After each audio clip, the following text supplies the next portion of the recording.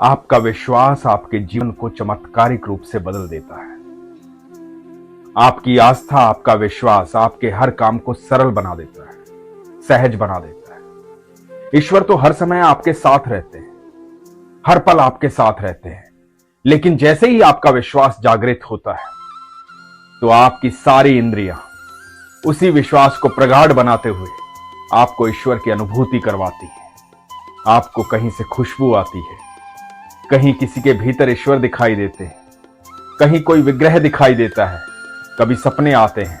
आपको चारों तरफ ठाकुर जी की अनुभूति होती है, राधा रानी की अनुभूति होती है। ये विश्वास आपकी इंद्रियों के वो द्वार खोल देता है जो अब तक बंद थे।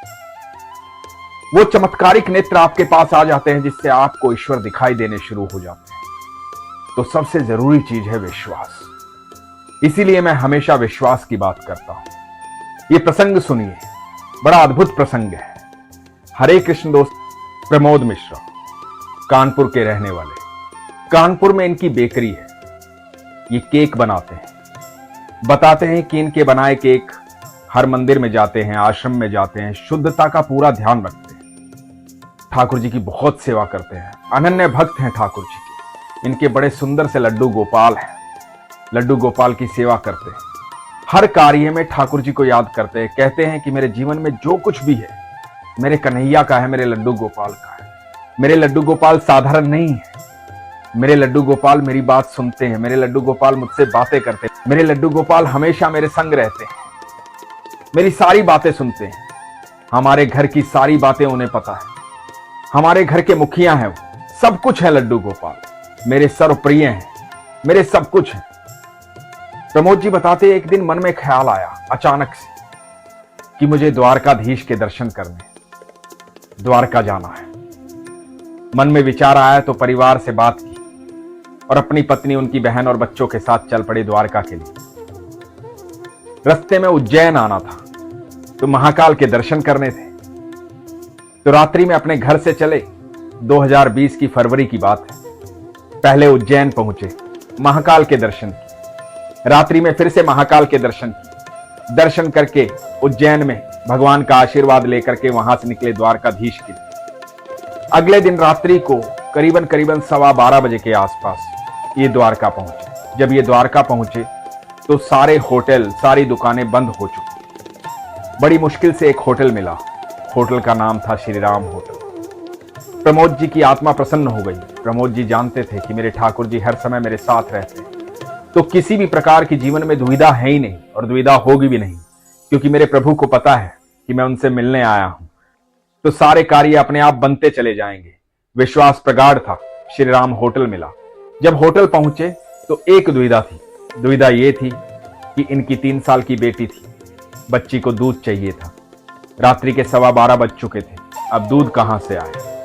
तो ये सोच करके होटल से बाहर निकले कि देखता हूं कहीं मिल जाए। जब होटल के बाहर निकले तो एक बुजुर्ग आदमी मिले। उनसे पूछा, बाबा कहीं दूध मिलेगा?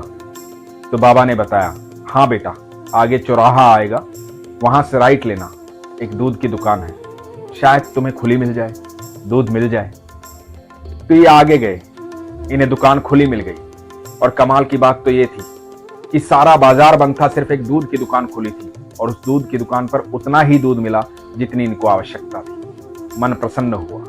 इनके मन में यही भाव था कि मेरे ठाकुर जी ने सारी व्यवस्था कर रखी है, मेरे कान्हा जी ने सारी व्यवस्था कर रखी है, तो मैं निश्चिंत रहता हूं हमेशा, क्योंकि मुझे पता है मेरे ठाकुर जी हर समय मेरे संग चलते हैं, मेरे साथ रहते हैं। रात्रि बीती, सुबह हुई। द्वारकाधीश के मंदिर पहुंचे। बहुत भीड़ थी। ठाकुर के चाहने वाले दूर दूर से आते हैं। द्वारका के राजा मेरे कन्हैया, मेरे ठाकुर, उनसे मिलने लोग दूर दूर से आते हैं। ठाकुर जी के पास तो मिलने वालों की लाइन लगी रहती है। उस दिन भी बहुत बड़ी लाइन थी, बहुत बड़ी लाइन थी। तो प्रमोद मिश्रा जी ने अपनी बेटी को अपने साथ लिया।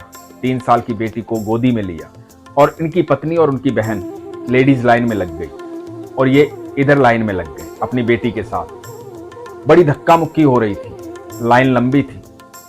ये खड़े थे, ठाकुर जी को याद कर रहे थे। ये बताते हैं कि जीवन में आज तक कभी ऐसा नहीं हुआ कि मुझे किसी भी तरह का कोई भी कष्ट हुआ। मेरे रास्ते अपने आप खुलते चले जाते हैं। ठाकुर जी को याद कर रहे थे, ठाकुर जी के दर्शन करने के लिए ललायत थे, ठाकुर जी से मिलना था। लेकिन बच्ची परेशान होकर के लगातार रो रही थी। छोटी बच्ची है, परेशान थी, रो रही थी। तो इतने में बताते हैं कि एक युवक आया, एक बहुत सुंदर युवक आकर के इनसे बोलता है कि आप यहां लाइन से हटिए, बाहर आइए।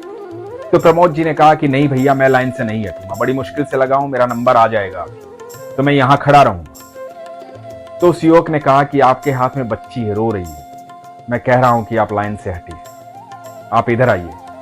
तो प्रमोद जी ने कहा कि नहीं, मैं यहां ठीक हूं, लाइन में खड़ा हूं तो नंबर आ ही जाएगा, मुझे दर्शन करने हैं, मुझे ठाकुर जी से मिलना है। तो युवक ने कहा कि आप मेरे पीछे आइए। पता नहीं क्या आकर्षण था उस युवक की बात में, ये लाइन से हट गए और ये उस युवक के पीछे चल पड़े। पीछे चलते रहे, वो युवा इनको वीआईपी गेट में ले गया। ये उनके पीछे चलते रहे। वो युवा पहुंचा गोस्वामी जी के पास और कहा कि इन्हें दर्शन करवाइए, इन्हें प्रसादी दीजिए, और वो युवा चला गया। ये करीबन करीबन इतनी भीड़ होते हुए भी ठाकुर जी के सामने 15 मिनट तक खड़े रहे। जी भर के ठाकुर जी से मुलाकात, इन्हें कोई रोकने टोकने वाला नहीं था। ठाकुर जी से ढेर सारी बातें, मन में अचानक से आया था द्वारकाधीश से मिलना, तो द्वारकाधीश से मुलाकात हो गई। इतनी भीड़ होते हुए भी पल भर में ठाकुर जी के सामने पहुंच गए। गोस्वामी जी ने इनको प्रसाद दिया, चुनरी थी, वहां से चुनरी और प्रसाद लेकर के ये प्रांगण में आकर के बैठ गए। प्रमोद मिश्रा जी बताते हैं कि करीबन करीबन 2 घंटे तक मैं वहां बैठा रहा, भगवान की आराधना करता रहा। 2 घंटे बाद इनकी पत्नी और उनकी बहन इनके पास आए। लाइन इतनी लंबी थी कि उनका नंबर 2 घंटे बाद आया। तो इन्होंने बताया कि मैंने तो पल भर में वहां पर दर्शन कर लिए, आप लोग 2 घंटे बाद आए हो, मैं 2 घंटे से इंतजार कर रहा हूं। प्रमोद जी बताते हैं कि उस युवा को इन्होंने खूब खोजा, लेकिन मंदिर के प्रांगण में कहीं भी वो युवा दिखाई नहीं दिया। प्रमोद जी बताते हैं कि वो मेरे ठाकुर जी थे। मेरे ठाकुर जी यूं ही आते हैं, मेरे ठाकुर जी हमेशा मेरे संग रहते हैं, मेरे साथ रहते हैं, हर पल मेरे साथ रहते हैं। दोस्तों, जब आपका विश्वास प्रगाढ़ होता है, आपकी आस्था मजबूत होती है, तो आप यकीन मानना, आपको हर एक के भीतर ईश्वर दिखाई देते हैं। और जब आपकी दृष्टि ऐसी हो जाती है कि आपको सब के भीतर ईश्वर दिखाई देते हैं, तो आप यकीन मानना, अनंत ब्रह्मांड आपके लिए कार्य करना शुरू कर देता है, क्योंकि आप ईश्वर के चहेते हैं, ईश्वर के प्रिय हैं। अनंत ब्रह्मांड का मालिक आपका दोस्त है, आपका भाई है, आपका पिता है, आपका मित्र है, आपका सर्वेश्वर है। वो अनंत ब्रह्मांड का पिता है, वो हर समय आपके साथ रहता है। तो वो दुश्मन के मन में बैठ के भी आपके कार्य करवा सकता है। ठाकुर जी के लिए कुछ भी असंभव नहीं, क्योंकि उनके शब्दकोश में असंभव है ही नहीं। वो सिर्फ संभव करना जानते हैं, और वो संभव होता है आपके प्रेम से, आपके भाव से, आपके विश्वास से। इसीलिए हमेशा कहता हूं, अपने विश्वास को मजबूत रखिए, अपना ख्याल रखिए। हरे कृष्ण।